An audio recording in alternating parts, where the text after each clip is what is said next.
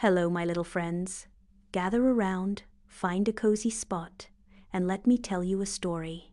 This is about the boy who called beer.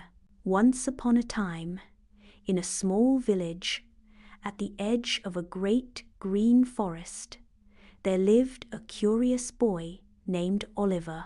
Oliver lived with his father, mother, big sister Emma, and with his dog Rusty in a cozy little cottage. His mother baked the most delicious blueberry pies, and the father could build anything with wood, and Emma knew all about stars. This village was special because the people there took care of each other. If anyone ever needed help, they would call out, and everyone would come running. That's just how they lived, always ready to help one another. The village was safe and peaceful, except for one thing that worried everyone. Sometimes, bears from the forest would wander too close to the village. They weren't mean bears, they were just looking for food, but they were very big and could be dangerous if they got scared. Oliver's job was to play near the edge of the forest with Rusty and watch for bears. If he ever saw a bear, he was supposed to yell, "Beer," as loud as he could, and everyone would come help scare the bear away with pots and pans and loud noises. Oliver took his job very seriously. Every day, he and Rusty would play near the forest, keeping watch.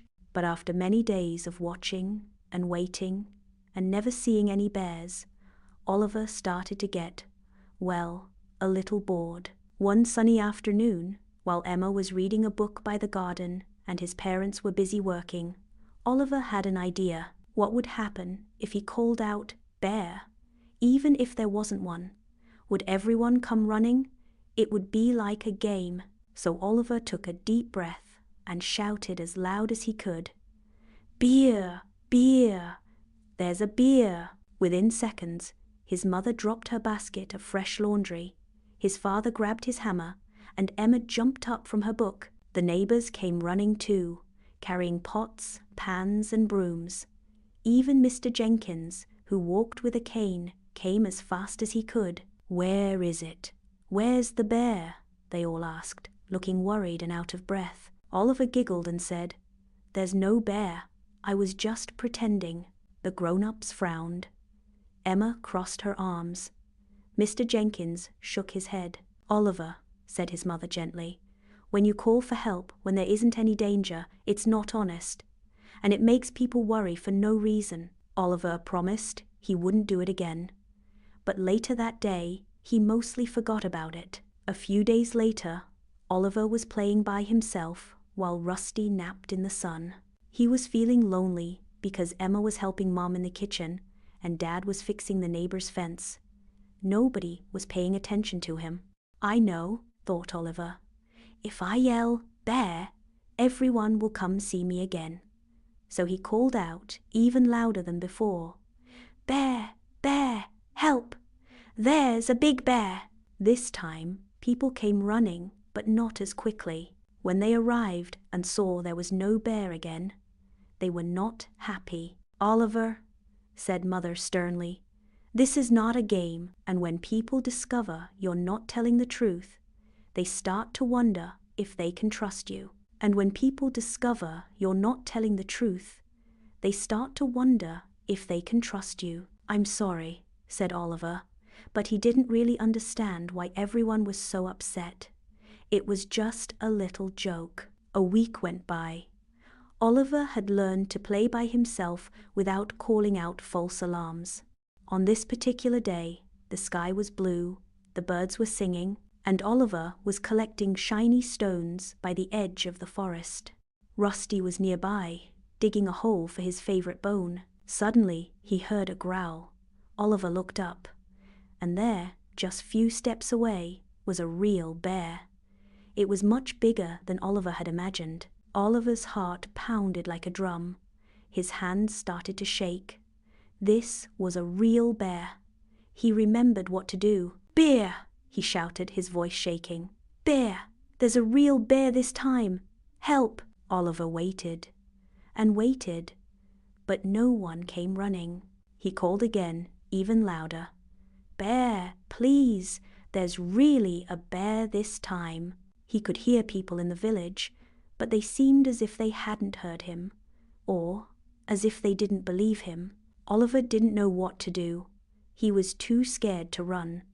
But Rusty barked bravely towards the bear. Just when Oliver thought he was in real trouble, he heard a familiar bark. It was old Mr. Jenkins' dog, Max. Max had heard Rusty barking and came to see what was happening. When Max saw the bear, he started barking so loudly that Mr. Jenkins came to see what was wrong.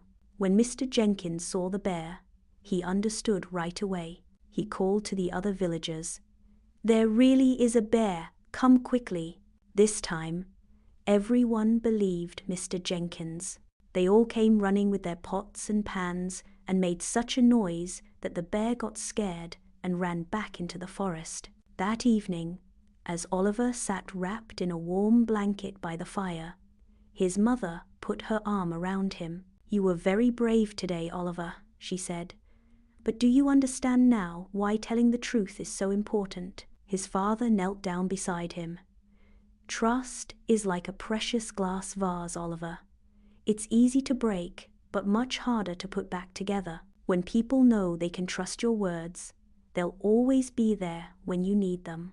Oliver never called out falsely again. In fact, he became known throughout the village as the most truthful boy around. When Oliver said something, everyone knew they could believe him. And you know what? Being trusted feels much better than any game or trick could ever feel. So, my dear friends, remember Oliver's story. Tell the truth even when it's hard, because when people know they can trust your words, they'll be there for you when you really need them. Our words are powerful. They can build trust or break it. What kind of words will you choose to share with the world? The end. Join with Humblebee Tales for more stories.